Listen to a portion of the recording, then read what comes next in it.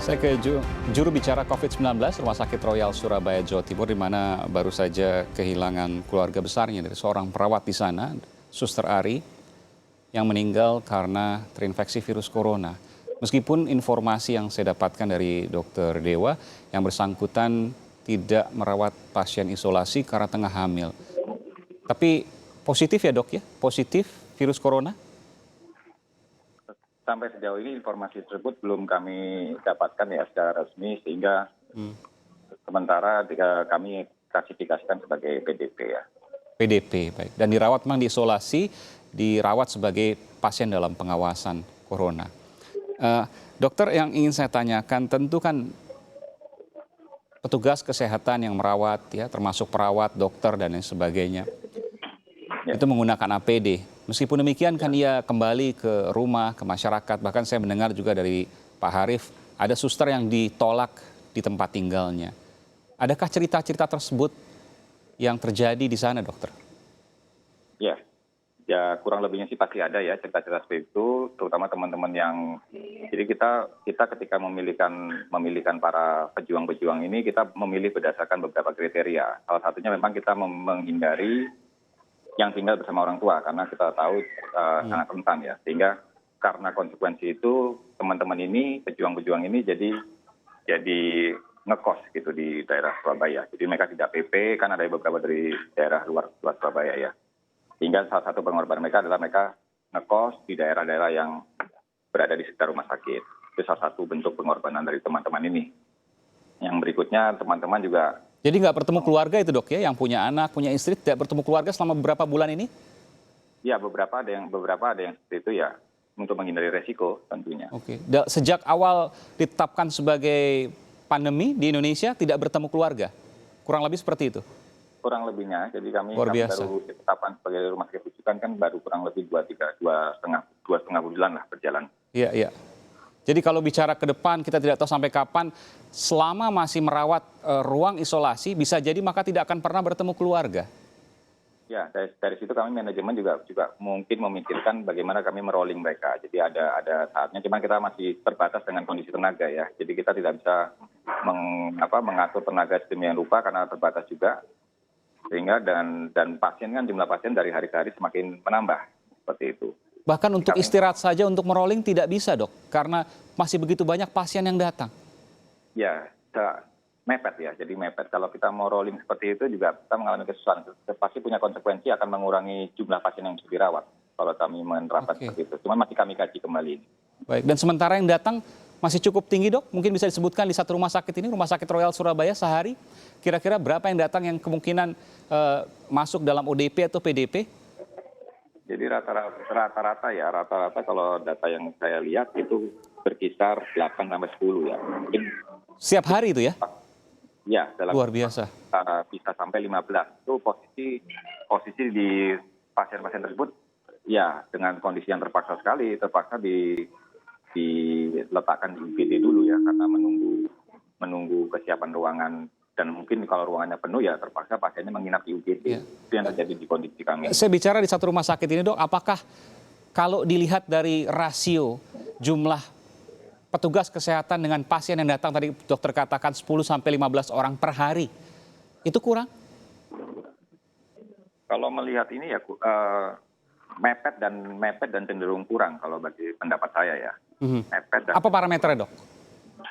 Jadi tingkat kebutuhan pasien ini kan macam-macam. Kalau pasien itu kebutuhannya total, itu ya mungkin dibutuhkan 1:1 atau maksimal 1:2 perawat. Tapi kalau pasien itu masih bisa beraktivitas, itu kita cukup memberikan informasi, kasih sekali bisa sampai perbandingan 1:4, 1:5. Nah ini yang membuat kita juga agak susah. Karena kan ternyata pasien dari hari ke hari itu beberapa kalau kondisinya membaik ya syukur, tapi kalau kondisinya memburuk, nah ini membutuhkan tenaga perawat untuk lebih concern kepada pasien yang memburuk. Oke, saya ke Pak Harif. Pak Harif, iya Mas Eman. Ini satu rumah sakit ya, tidak bisa mewakili seluruh Indonesia, tapi saya ingin tanya data dari seluruh Indonesia. Apakah saya boleh katakan dengan bahasa kewalahan perawat saat ini untuk kemudian merawat dari tambahan PDP hingga positif corona, Pak Harif?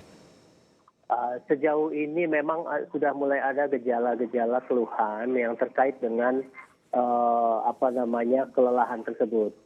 Ya, terutama pada rumah sakit yang memang ditunjuk oleh pemerintah ataupun swasta, termasuk pemerintah ataupun swasta yang ditunjuk pemerintah untuk menangani COVID ini, karena memang ada peningkatan jumlah pasien-pasien yang dirawat. Nah, sementara seperti yang Dr. Dewa sampaikan tadi bahwa sulit untuk setiap rumah sakit melakukan rolling ketenagaan itu karena keterbatasan di rumah sakit itu. Kemudian juga dengan harus adanya juga setelah melakukan pelayanan dia harus karantina. Jadi memang ini sesuatu yang tidak mudah bagi manajemen rumah sakit untuk melakukan rolling. Oleh karena itu kami PPNI mencoba untuk membantu pemerintah untuk merekrutmen relawan-relawan. Nah, sebenarnya di setiap daerah bisa saja ini mengusulkan relawan-relawan ini melalui gugus tugas masing-masing, dan kami sudah punya datanya dari Jawa Timur ada dan lain sebagainya. Mungkin itu bisa berkoordinasi dengan Dinas Kesehatan untuk dapat membantu mana rumah sakit yang memang masih membutuhkan tenaga.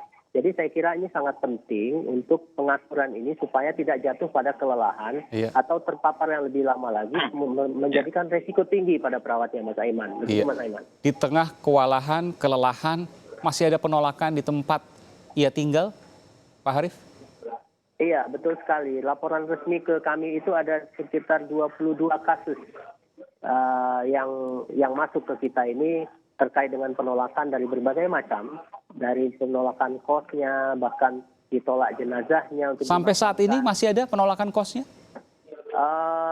Terakhir minggu yang lalu saja. Oke. Nah, belum ada laporan yang resmi lagi. Ya, tetapi kalau dari hasil survei dilakukan oleh Fakultas Keperawatan UI bersama Himpunan Perawat Jiwa, itu ada sekitar kasus itu dalam 2.130 sekian itu ada sekitar 480-an yang mengalami stigma dan diskriminasi. Saya ingin sedikit Pak Harif. Pekan lalu kasusnya di mana? Boleh kemudian disampaikan karena kami tidak mendapatkan informasi itu. Di Surakarta, di Solo. Di Solo? Ya. Tapi sudah diselesaikan oleh Wali Kota Solo. Ini kasus yang kedua karena sebelumnya kan juga pernah di Solo juga? Itu di Semarang. Itu di Semarang. Ada di Surabaya, di Semarang. Sebelumnya ini kasus pertama di Solo? Enggak, kasus pertama ada di Jakarta, Mas. Bukan, di kota Solo sendiri ini kasus pertama? Iya, yang dapat laporan dari kami kasus pertama di Solo, ya. Oke, pekan lalu dan sudah diselesaikan oleh Pak Wali Kota Solo ya, Pak FX Hadi Rudiatmo. Betul sekali, iya. Baik. Terima kasih Pak Harif, terima kasih dari Persatuan Perawat Nasional Indonesia dan juga Dr. Dewa. Sekali lagi kami mengucapkan turut berduka cita atas wafatnya salah satu petugas kesehatan di Rumah Sakit Royal Surabaya, Jawa Timur. Dan tentu semangat kami kepada tim dokter, tim perawat, petugas kesehatan di sana dan dimanapun berada di seluruh Indonesia. Terima kasih Pak Dr. Dewa. Saya pesan. Ya, singkat saja karena waktu sudah habis karena ada Bu Hovifah, Bu Gubernur Jawa Timur sudah menunggu. Jadi penghargaan yang paling besar terhadap kami tenaga kesehatan ini oleh masyarakat adalah bagaimana mereka dapat mematuhi protokol kesehatan, jaga jarak, pakai masker, cuci tangan. Itu sangat apresiasi pada kami agar kerja-kerja kami berikutnya semakin ringan. Jadi tidak berlebihan, hanya mengikuti protokol kesehatan WHO, cuci tangan, pakai masker, lalu kemudian jaga jarak. 3 itu saja. Ya, jangan berkumpul lah gitu. Betul, jangan berkumpul. Terima kasih ini informasi yang penting untuk kami semua. Terima kasih Pak Harif Fadilah, terima kasih Pak Dr. Dewa Sutanaya telah memberikan informasi di Sapa Indonesia Malam. Selamat malam.